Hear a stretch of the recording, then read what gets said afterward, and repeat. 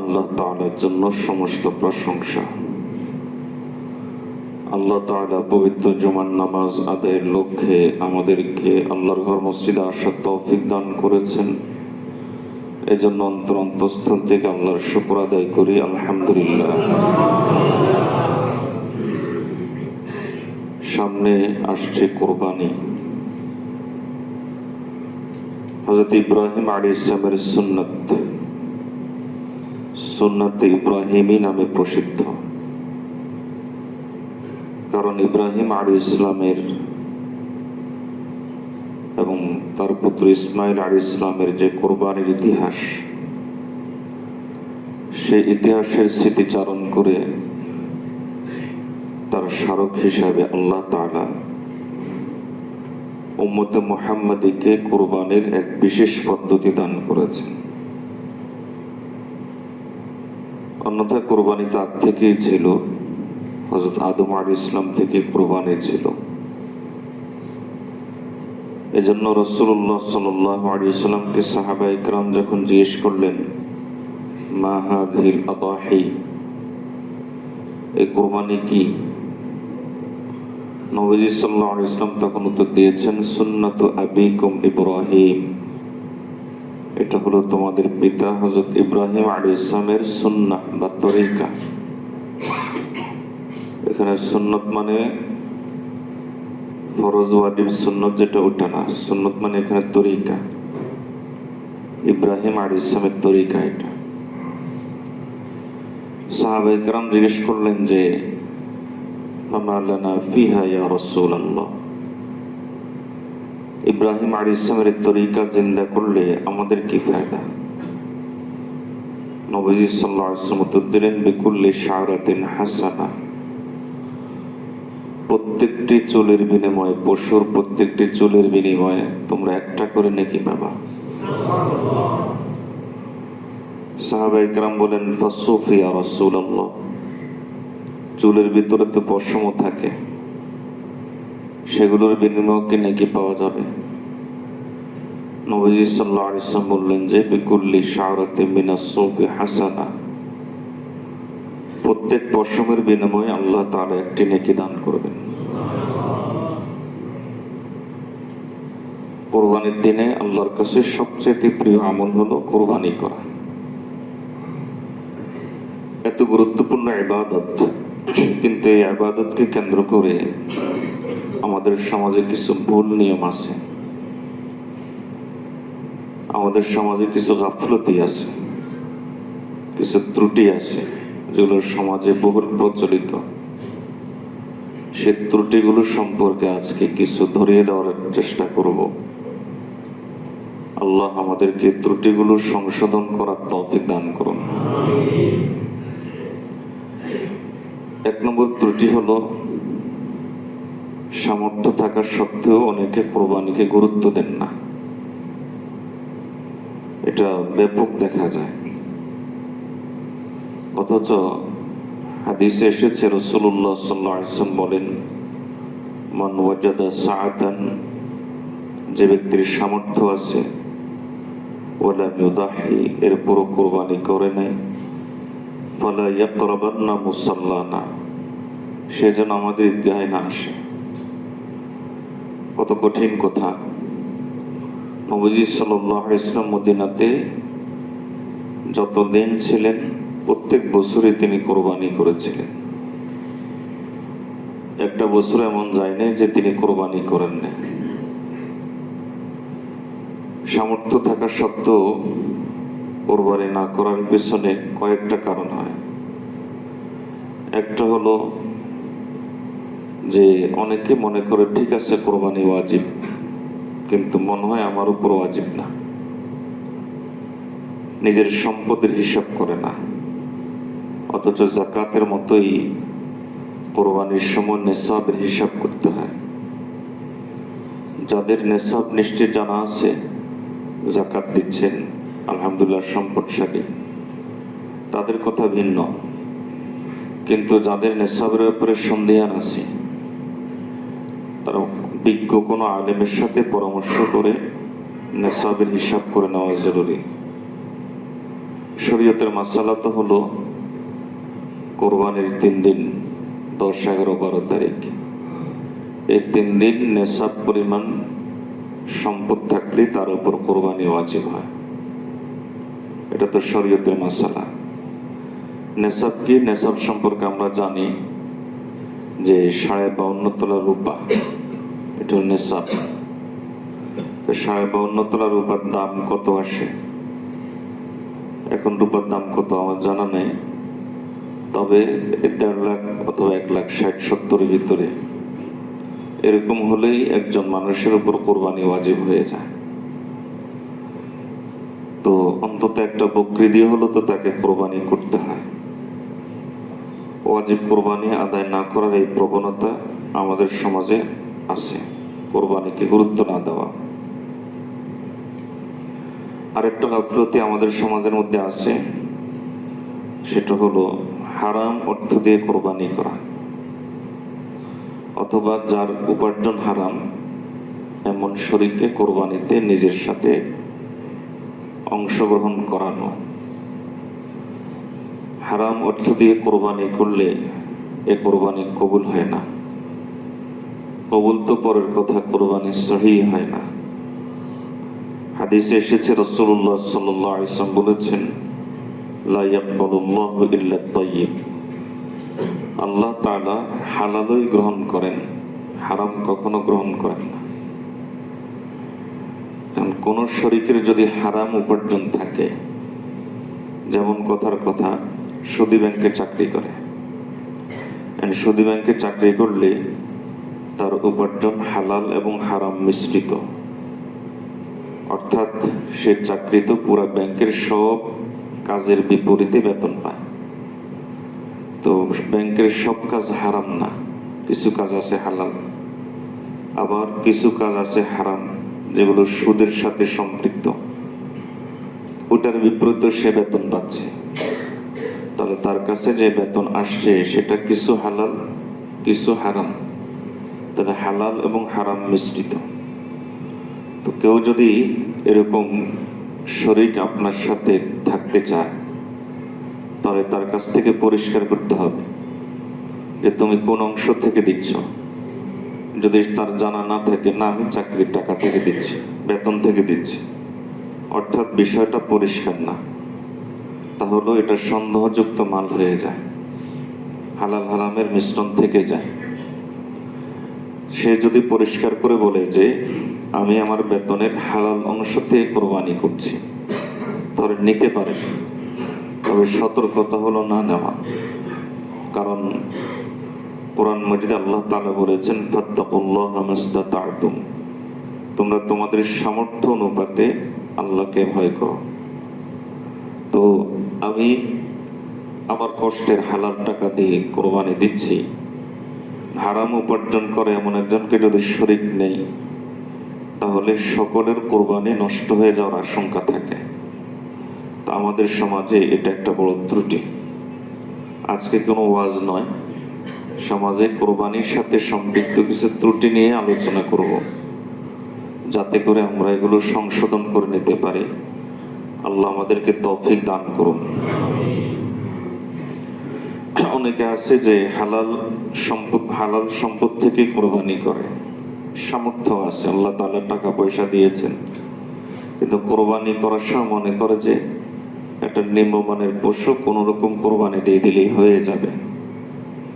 না, কোরবানির ক্ষেত্রে রাসূলুল্লাহ সাল্লাল্লাহু আলাইহি ওয়াসাল্লাম গুরুত্ব দিয়েছেন যে ভালো পশু দিয়ে কোরবানি করা। নবীজি সাল্লাল্লাহু আলাইহি ওয়াসাল্লাম বলেছেন, ইন্না আফদালাদ দাহায়াহা আগলাহা ওয়া আসমানাহা। নবীজি সাল্লাল্লাহু আলাইহি ওয়াসাল্লাম বলেন, সর্বোত্তম কোরবানি হলো যেটার দাম বেশি, যেটা দেখতে মোটা তাজা। নবী সাল্লাল্লাহু আলাইহি ওয়াসাল্লাম বলেন, সর্বোত্তম কোরবানি হলো যেটার দাম বেশি এবং দেখতে মোটা তাজা। নবীজি সাল্লাল্লাহু আলাইহি ওয়াসাল্লাম যখন কোরবানি করতেন, তখন তিনি দেখতেন যে শিংগুলো বড় আছে কিনা, এবং তিনি দেখতেন যে মোটা তাজা আছে কিনা, দেখতেন যে দেখতে তৈলাক্ত কিনা, মানে দেখতে মোটা তাজা সুন্দর কিনা, কি বলে এটাকে, মসৃণ কিনা। আর দেখতেন যে মাউজুআইন, যে সেগুলো খাসি করা আছে কিনা, মানে খাসির একটু মোটা তাজা হয়। তো রাসূলুল্লাহ সাল্লাল্লাহু আলাইহি ওয়াসাল্লাম এগুলো দেখতেন। তো কোরবানির পশু মোটা তাজা হওয়া এবং কোরবানির জন্য খরচ করা, এটা আল্লাহর রাস্তায় খরচ হচ্ছে। আপনি খেতে পারছেন, আল্লাহ আপনাকে সুযোগ দিচ্ছেন, সেটা ভিন্ন কথা, কিন্তু খরচ তো হচ্ছে আল্লাহর রাস্তা। এই জন্য সামর্থ্য থাকলে যত মোটা তাজা এবং যত দামি পশু কিনতে পারেন, এটা কোরবানির একটা সুন্নত। হ্যাঁ, কোরবানির সময় আপনি কোনো রকম একটা পশু দিয়ে কোরবানি দিয়ে দিলে কোরবানি হয়ে যাবে ঠিক, কিন্তু আপনি কেমন যেন কোরবানিটাকে গুরুত্ব দেন নাই, এটা বোঝাচ্ছে। আল্লাহ তাআলা কোরআন মাজিদের মধ্যে বলেন, লান তানালুল বিররা হাত্তা তুনফিকু মিম্মা তুহিব্বুন, যে তোমরা কখনো পূর্ণ নেকি লাভ করবে না ততক্ষণ পর্যন্ত যতক্ষণ না তোমরা যেটা পছন্দ করো সেটা খরচ না করো। তাহলে ভালো কোরবানি করা এটা একটা জরুরি বিষয়। আমরা এই ক্ষেত্রে অনেক সময় আমরা দুর্বলতা প্রকাশ করে থাকি। সবচেয়ে বড় সমস্যা যেটা, কেউ যদি পশু একটা ভালো মোটা তাজা কিনে, এটা পর্যন্ত তো সুন্নত ছিল, জরুরি ছিল, দরকারি ছিল, শরীয়ত এ পর্যন্ত উদ্বুদ্ধ করে, কেবল সমর্থনই করে না, বরং উৎসাহ দেয় ভালো পশু দিয়ে কোরবানি করার। কিন্তু সবচেয়ে বড় সমস্যা হলো যেটা, সেটা হলো এই কোরবানির পশুকে নিয়ে প্রদর্শন, ফটো ভিডিও করা এবং এটা আবার ফেসবুকে আপলোড করা। আবার যদি কথার কথা এলাকাতে 10-15 লাখ টাকা দিয়ে একটা কোরবানির পশু আনা যায়, তাহলে পকেটের টাকা দিয়ে তো সাংবাদিক খবর দিবে, ইউটিউবারদেরকে খবর দিবে, তারা যেন এটা নিয়ে ইউটিউবিং করে, সাংবাদিকদেরকে খবর দিবে, এরকমও দেখা যায়। তো এই জাতীয় যদি কোনো কিছু প্রকাশ পায় যে কোরবানির পশুর প্রদর্শন, তাহলে সে কোরবানির মাকসাদেই বুঝে নেই, সে কোরবানির উদ্দেশ্যেই বুঝে নেই। এই লোকের সব টাকাটা জলে গেছে, এই টাকাটার কোনো মূল্য নেই। কিয়ামতের দিন আল্লাহর কাছে হিসাব দিতে হবে এই টাকার। ওই যে কিভাবে তুমি সম্পদ খরচ করেছ, কিয়ামতের ময়দানে যে প্রশ্নটা আসবে, সেই প্রশ্নের মধ্যে এটাও তোমাকে উত্তর দিতে হবে। এই পশু নিয়ে প্রদর্শন, এটা খুব মারাত্মক জিনিস, খারাপ জিনিস। পুরা কোরবানির উদ্দেশ্যটাকে মাটি করে দেয়। যেই কোনো ইবাদতের মূল উদ্দেশ্য হলো তাকওয়া অর্জন করা, আল্লাহ ভীতি অর্জন করা। সব ইবাদতের মূল উদ্দেশ্য হলো ইবাদতের মাধ্যমে আমার অন্তরে আস্তে আস্তে আল্লাহর ভয় বেশি তৈরি হবে, আল্লাহর মহব্বত বেশি বেশি আসবে। কোরবানিরও একই উদ্দেশ্য, আমার অন্তরে যেন তাকওয়া বেশি আসে। এখন সেই তাকওয়া বেশি আনার পরিবর্তে যদি আমি কোরবানিকে রিয়ার প্রদর্শনের যদি আমি উসিলা বানাই, ইবাদত নষ্টের উসিলা বানাই, তাহলে এখান থেকে বোঝা যায় তার অন্যান্য ইবাদতের কি অবস্থা। এই লোক যদি হজ করে, নিশ্চিত এই লোক মানুষকে দেখানোর জন্য হজ করছে। এই লোক যদি নামাজ পড়ে, তাহলে নিশ্চিত মানুষের কাছে ভালো মানুষ সাজার জন্য নামাজ পড়ছে। এই লোক যদি দিনদার সাজে, দাড়ি টুপি ইত্যাদি, তাহলে নিশ্চিত এই লোকের মধ্যে এগুলো হলো মানুষকে ধোঁকা দেওয়ার জন্য, লোক প্রদর্শন উদ্দেশ্য। কথা অনেক কঠিন হয়ে গেছে, কিন্তু এটাই বাস্তব। আল্লাহ তাআলা কোরআন মাজিদের মধ্যে পরিষ্কার করে বলেন, লা ইয়ানালুল্লাহা লুহুমুহা ওয়ালা দিমাউহা ওয়ালাকিন ইয়ানালুহুত তাকওয়া মিনকুম।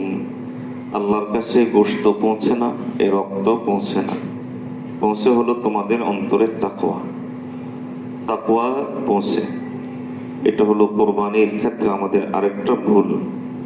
রাসূলুল্লাহ সাল্লাল্লাহু আলাইহি ওয়াসাল্লাম হাদিসের মধ্যে বলেছেন, কোরবানি হতে হবে আল্লাহর কাছে সওয়াবের আশায়। যদি আল্লাহর কাছে সওয়াবের আশায় কেউ কোরবানি করে, নবী সাল্লাল্লাহু আলাইহি ওয়াসাল্লাম বলেন, কানাত লাহু হিজাবাম মিনান নার, ওই পশুটা তার জন্য জাহান্নামের ক্ষেত্রে প্রতিবন্ধক হবে, জাহান্নামের ক্ষেত্রে দেওয়াল হবে। এটা এজন্য কোরবানি করা উচিত কার জন্য? একমাত্র আল্লাহ তাআলার উদ্দেশ্যে কোরবানি করা। আরেকটা বড় ভুল আছে, অনেক সময় দেখা যায় পরিবারের একাধিক লোকের উপর কোরবানি ওয়াজিব। একাধিক লোকের উপর, স্ত্রীর উপর স্বর্ণ আছে, কোরবানি ওয়াজিব। স্বামীর উপর কোরবানি ওয়াজিব, সন্তানের উপর হয়তো কোনো কারণে কোরবানি ওয়াজিব, কিন্তু কোরবানি সকলের পক্ষ থেকে দেয় না। কোরবানি দেয় কার থেকে? ওই যে হয়তো মৃত মা বাবার নামে কোরবানি দিচ্ছে। অথচ আগে নিজের ওয়াজিব আদায় করা, নিজের ওয়াজিবগুলো আদায় করার পরে তারপরে যদি আপনার মা বাবার পক্ষ থেকে কোরবানি দেন, অথবা কোনো সাহাবীর পক্ষ থেকে, অথবা আমাদের নবীজির পক্ষ থেকে যদি কোরবানি দেন, তাহলে এগুলো ভালো, সওয়াবের কাজ। কিন্তু আগে তো নিজের ওয়াজিবটা আদায় করতে হবে। আপনার নামাজ কি আরেকজন পড়ে দিতে পারবে? তা আপনার কোরবানিও তো আরেকজনের পক্ষ থেকে দিলে আদায় হচ্ছে না। আগে নিজের কোরবানি দেওয়া। এখানে আরেকটা ভুলও আছে, সেটা হলো যে প্রদর্শনী করতে গিয়ে কিছু লোক আছে তার উপর কোরবানি ওয়াজিব না, কিন্তু বলে যে মানুষ কি বলবে, সমাজ কি বলবে, আমরা যদি কোরবানি দিই তাহলে লোকে কি বলবে, এজন্য ঋণ টিন করে তারপরে যেভাবে পারে সেভাবে কোরবানি করে। এটাও নিষেধ আছে। এটা বান্দার হক নষ্ট হয়। আপনি অযথা যদি ঋণ করে এভাবে কোরবানি দেন, পরবর্তীতে আপনার পরিবার চালাতে কষ্ট হবে, তাহলে পরিবারের হক নষ্ট হয়।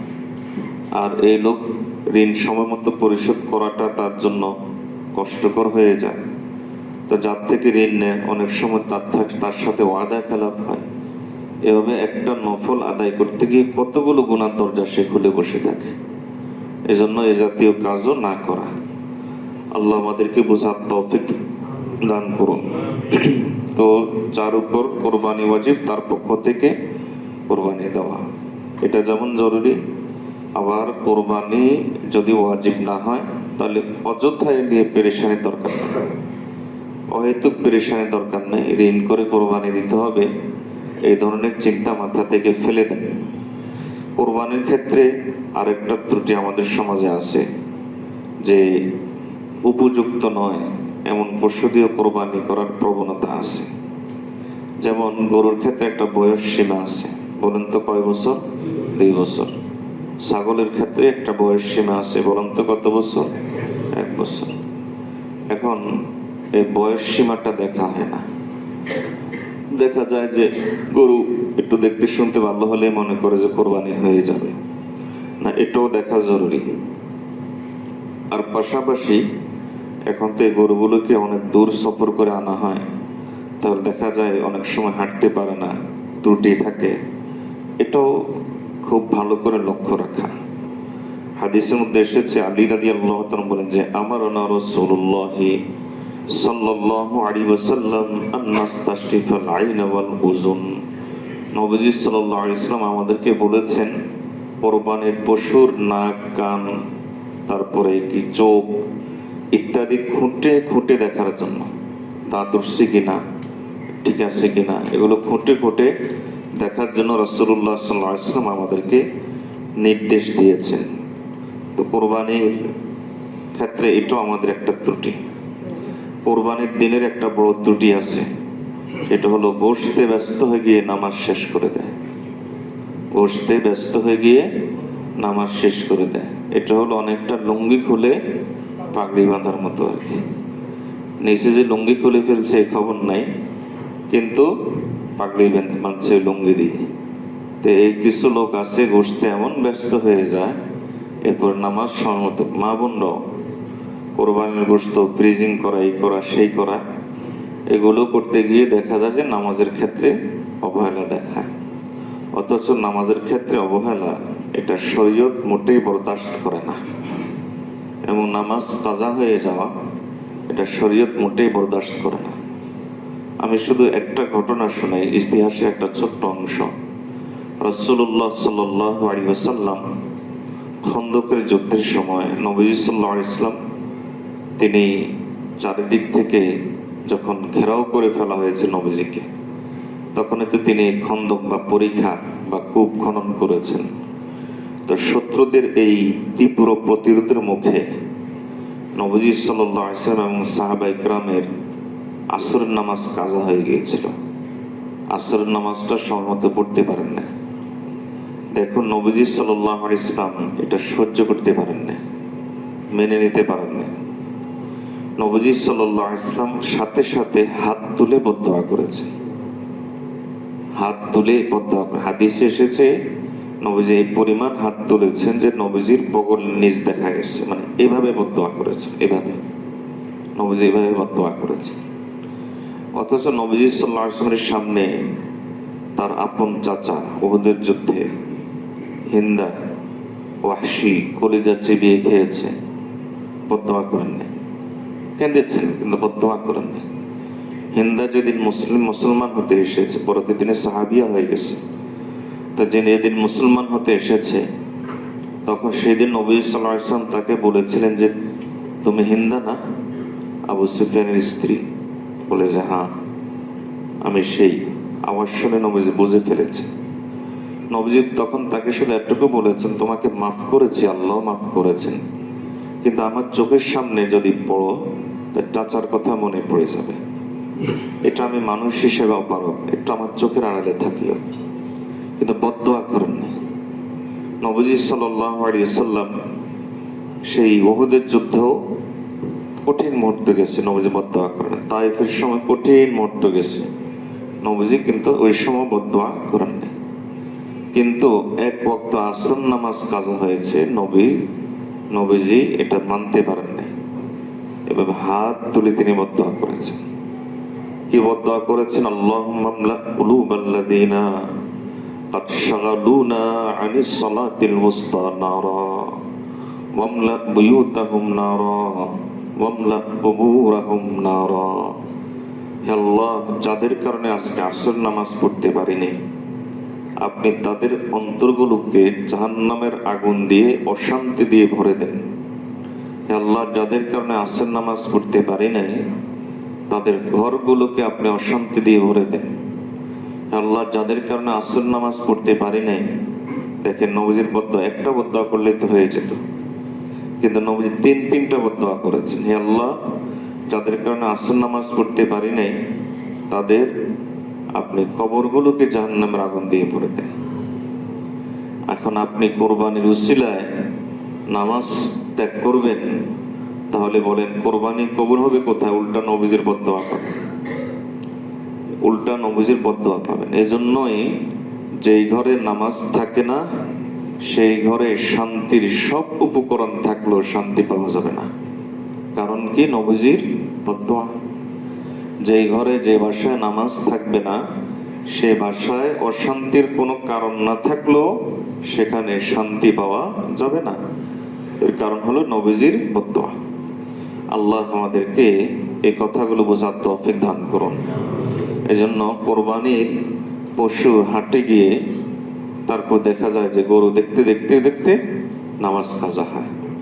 কোরবানিকে কেন্দ্র করে কত নামাজ কাজা হয়। কোরবানির ওদের মার্কেটিং করতে গিয়ে এরপরে দেখা যায় যে মা বোনদের নামাজ কাজা হয়। একে তো বেপর্দায় যায়, সেটা একটা কবিরা গুনাহ। এরপর নারী পুরুষের সাথে একসাথে ঘেঁষাঘেঁষি করা, সেটা আরেকটা কবিরা গুনাহ। আবার কবিরা গুনার পর কবিরা গুনাহ নামাজ কাজা করা, সেটা আরেকটা কবিরা গুনাহ। মেকআপ নষ্ট হয়ে যাবে, এই জন্য নামাজ কাজা করা। তো এই কোরবানির দিনকে কেন্দ্র করে বা কোরবানির ঈদকে কেন্দ্র করে নামাজ কাজা করার একটা প্রবণতা আছে। ঈদের রাতে দেখা যায় যে আড্ডা দেয়, হইহুল্লোড় করে, পরিবার একসাথে হয়েছে, অনেক রাত পর্যন্ত কথাবার্তা কয়, এরপরে পরের দিন ফজর নামাজ কাজা করে। এরকম অনেক কোরবানিকে কেন্দ্র করে নামাজ কাজার অনেকগুলো বিষয় সামনে আসে। এই জন্য এটা আমরা খেয়াল রাখবো। কোরবানির পশু জবাই করার সময় 11টা ত্রুটি কিন্তু বলে ফেলছি। 12 নম্বর ত্রুটি, কোরবানির পশু জবাই করার সময় অনেক সময় খেয়াল না করে বিসমিল্লাহ পড়ে না, অথচ যারা সেখানে উপস্থিত থাকে সকলেই খেয়াল করে কি পড়া জরুরি? বিসমিল্লাহ পড়া জরুরি। বিসমিল্লাহি আল্লাহ, বিসমিল্লাহ ছাড়া জবাই করলে সেই পশু তো হারাম পর্যায়ে চলে যায় যদি ইচ্ছাকৃত ত্যাগ করে।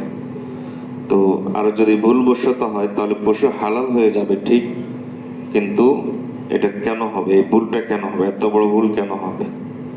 এজন্য বিসমিল্লাহর দিকে খুব সতর্ক থাকা। পাশাপাশি পশু জবাই করার সময় অনেকে কেবলামুখী করে জবাই করতে হবে, এটাকে গুরুত্ব দেয় না। পশু জবাইয়ের সময় ওই পশুকে কেবলামুখী করা, এটার গুরুত্ব এতটাই আছে যে ফিকহের কিতাবে আছে যে কেবলামুখী করে জবাই না করলে ওই পশু খাওয়াটা মাকরুহে তাহরিমি হয়, মানে হারামের কাছাকাছি হয়, অথচ এটার কোনো গুরুত্ব দেওয়া হয় না। এই ধরনের জবাই করা মাকরুহে তাহরিমি না। পশু হালাল হয়ে যায় কিন্তু জবাইটা মাকরুহে তাহরিমি। আগেরটা ভুল বলেছি, পশু হালাল হয়ে যায় কিন্তু জবাইটা কি হয়? মাকরুহে তাহরিমি হয়। মাকরুহে তাহরিমি মানে কি? কবিরা গুনাহ। কবিরাটা মাকরুহে তাহরিমিও সগীরা গুনার চাইতে বড়, কবিরা গুনার কাছাকাছি। রাসূলুল্লাহ সাল্লাল্লাহু আলাইহি ওয়াসাল্লাম নিজে তিনি পশু জবাই করেছেন এবং কেবলামুখী করে জবাই করেছেন। এই জন্য কোরবানির পশু জবাই করার সময় এগুলো খুব খেয়াল রাখা উচিত। কোরবানির পশু জবাই করার সময় ছুরি ধার দেওয়া হয় না, এতে পশু কষ্ট পায়। আবার ছুরি ধার দিলে অনেক সময় দেখা যায় যে কোরবানির পশু জবাই করার সময় আপনার জবাই হয়ে গেছে, এখন কাটাকাটি করবে, পশু ঠান্ডা হওয়ার আগেই দেখা যাচ্ছে যে তার কাটাকাটি শুরু করে দেয়। এটাও আমাদের সমাজে একটা ত্রুটি আমাদের সমাজে আছে। আবার অনেক সময় দেখা যায় কোরবানির পশু এমন জায়গায় জবাই করা হয় যেখানে মুসলমানদের চলাচল, রাস্তাঘাট, মানুষের চলাচল। আবার জবাই করার পরে রক্তগুলো পরিষ্কার করে না, এরপরে ময়লাগুলো পরিষ্কার করে না। এই যে মুসলমানদের কষ্ট দেওয়া, বলেন তো এটা কি সাধারণ গুনাহ না কবিরা গুনাহ? মাসালা জানি কিন্তু আমল করি না, মাসালা জানি কিন্তু আমল করি না। এই মুসলমানদেরকে কষ্ট দেওয়া যে কবিরা গুনাহ, এই মাসালা আমরা সবাই জানি কিন্তু কষ্ট আমরা আমল করি না। কোরবানির পশু কেনার পরে কোরবানির পশুকে কষ্ট দেওয়া অথবা কোরবানির পশু দিয়ে অন্যকে কষ্ট দেওয়া দুটাই নাজায়েজ। এই বলেছে কোরবানির পশুকে কষ্ট দেওয়া অথবা কোরবানির পশু দিয়ে অন্যকে কষ্ট দেওয়া দুটাই গুনাহ। অনেক সময় পশু কিনে আনার পরে তারপর পশুকেও কষ্ট দেয়, ঠিক মতো খাওয়ায় না, অথবা পশু থেকে অনেক সময় বিভিন্ন উপকার অর্জন করে। কথার কথা গাভী কিনে আনছে দুধ ধোয় অথবা তার পিঠে উপর চড়ে পশমগুলো সংরক্ষণ করে তারপরে ফায়দা নেয়। এই জাতীয় কোনো কিছু করা যাবে না। আল্লাহ বোঝার তৌফিক দান করুন। জবাই করার সময় শ্বাসনালী, খাদ্যনালী, ডান এবং বাম পাশে থাকা দুইটা রগ, কয়টা জিনিস হলো? চারটা। শ্বাসনালী, খাদ্যনালী, ডান পাশের রগ, বাম পাশের রগ, এই চারটা জিনিস কাটা যেতে হবে। যদি কাটা না যায় তাহলে এই জবাই সম্পূর্ণ হয়েছে বলে ধরা হয় না। তিনটা কাটা হলে পশু হালাল হয়ে যায় ঠিক, কিন্তু মাকরু হয়, এই বস্তুটা মাকরু হয়। আর যদি এর কম হয় তাহলে এই পশু হালালই হয় না, জবাই হয় না। তাহলে কমপক্ষে কটা জিনিস মুখস্থ করেন? শ্বাসনালী, খাদ্যনালী এবং দুই পাশের দুইটা রগ। অনেকে কোরবানি করে গোশত পাওয়ার উদ্দেশ্যে, কত কেজি হবে ভালো করে কি করে উদ্দেশ্য হলো, হ্যাঁ এটা ফিকহের কিতাবে আছে যে এই ক্ষেত্রে যদি মনে এই কথা চলে আসে যে গোশত খাবো ভালো করে, গোশত মজা হবে কিনা, এই জাতীয় কথা যদি চলে আসে তাহলে কিন্তু কোরবানি সহি হয় না। আর এজন্য এই জাতীয় কথা বলা মাকরুহ, এই জাতীয় কথা না বলা।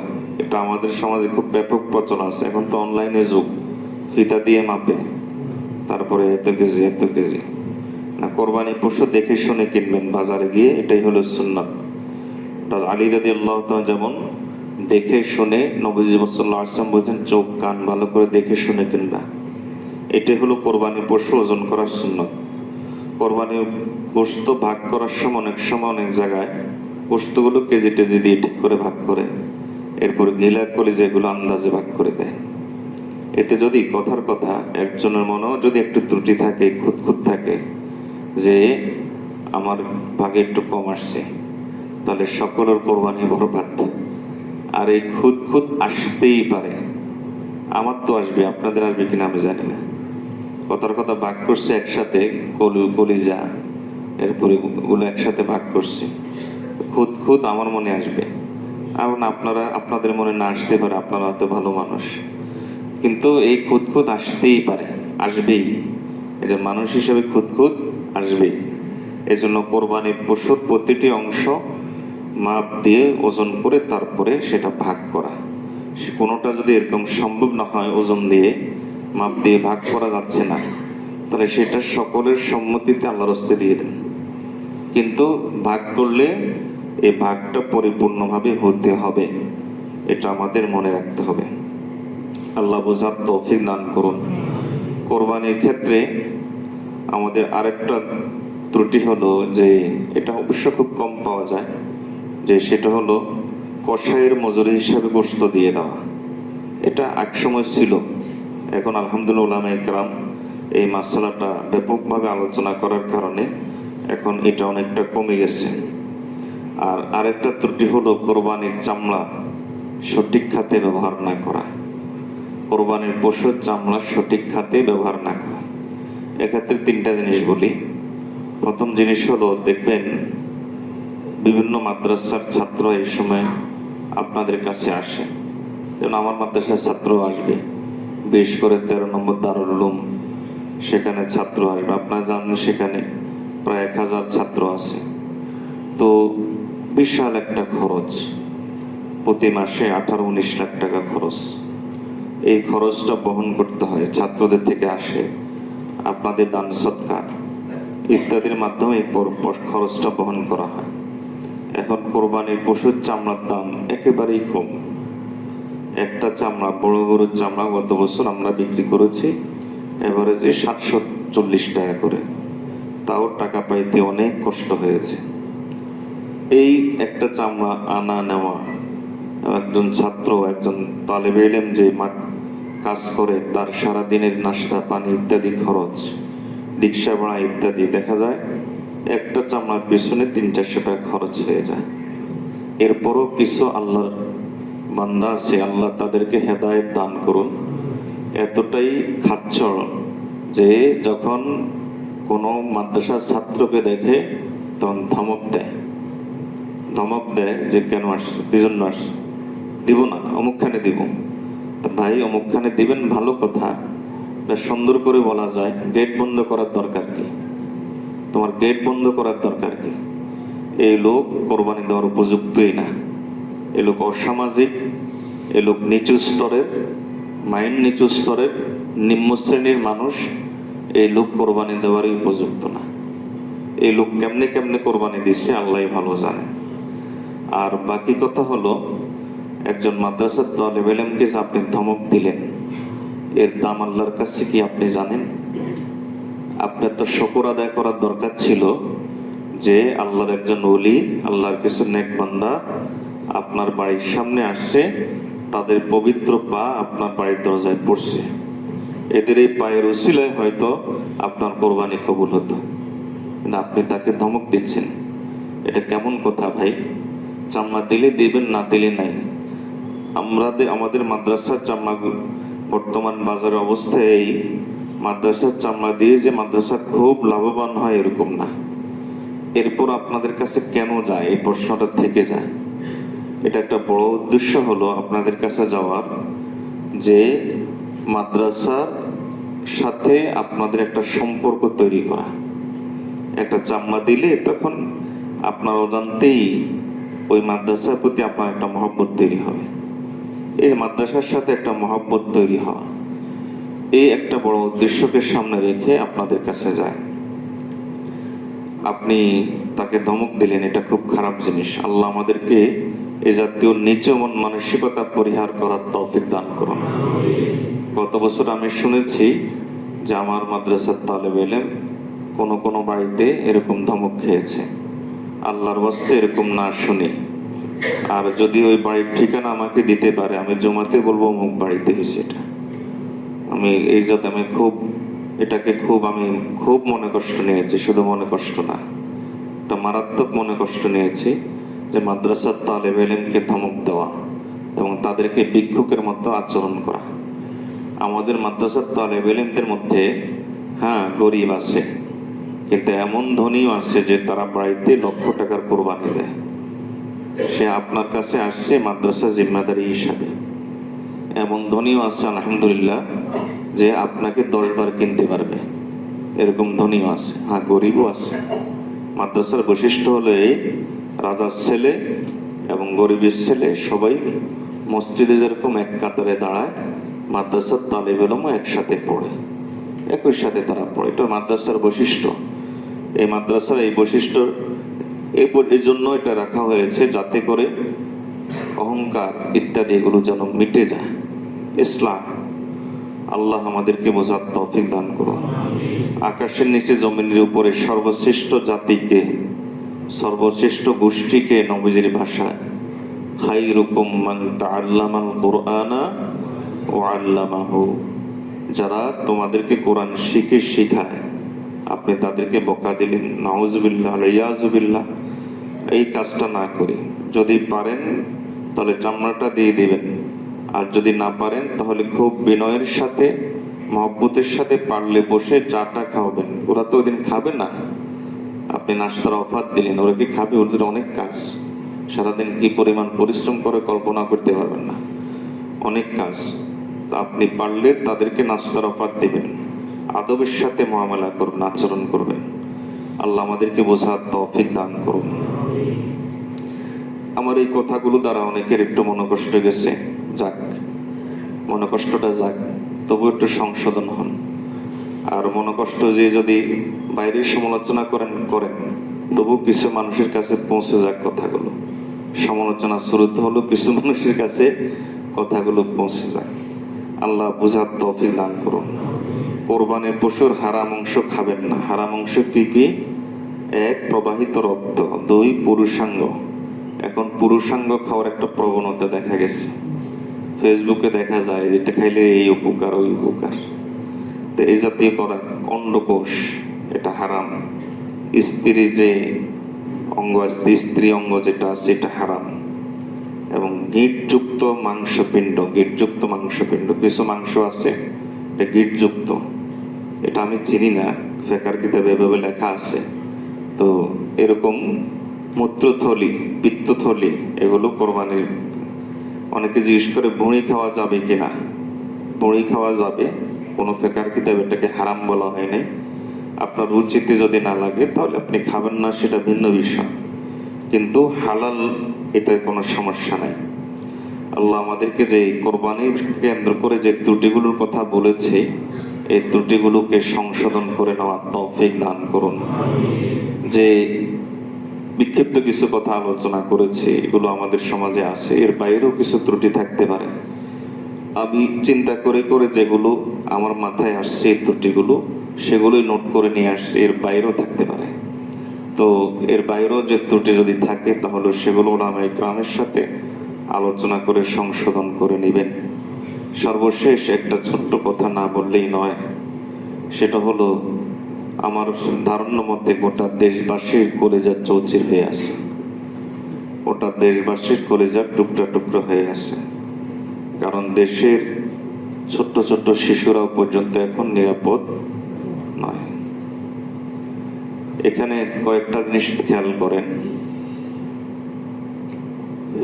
দেশের অবস্থা, দেশের আইন শৃঙ্খলার অবস্থা খুব শোচনীয়, এগুলো থেকেই বোঝা যায়। আমরা প্রথমে দোয়া করি আল্লাহ তাআলা শাসকদেরকে দেশ সামলানোর তৌফিক দান করুন, দেশের আইন পরিস্থিতি ইত্যাদিকে সুন্দর করার তৌফিক দান করুন। উলামায়ে কেরামের একটা অভ্যাস হলো, উলামায়ে কেরাম সহজেই শাসকদের বিরুদ্ধে বলে না, শুধু এক সুরতেই শক্তভাবে বলে যখন ইসলামের উপর সরাসরি আঘাত আসে, ওই সুরতেই তখন সরাসরি শাসকদের বিরুদ্ধে কথা বলে এবং তাদের বিরুদ্ধে দাঁড়িয়ে যায়। এর আগ পর্যন্ত দায়ী সুলভ নসিহত করে, দরদ নিয়ে নসিহত করে, পরামর্শ দেয়, এর আগ পর্যন্ত কোনো প্রতিবাদ করে না। এটা উলামায়ে কেরামের একটা বৈশিষ্ট্য। এজন্য শাসকদের জন্য দোয়া করবেন, যারা আমাদের এখন শাসন ব্যবস্থায় আছে। আল্লাহ তাআলা যেন তাদেরকে দেশ সুন্দর এবং সুস্থভাবে পরিচালনা করার তৌফিক দেন।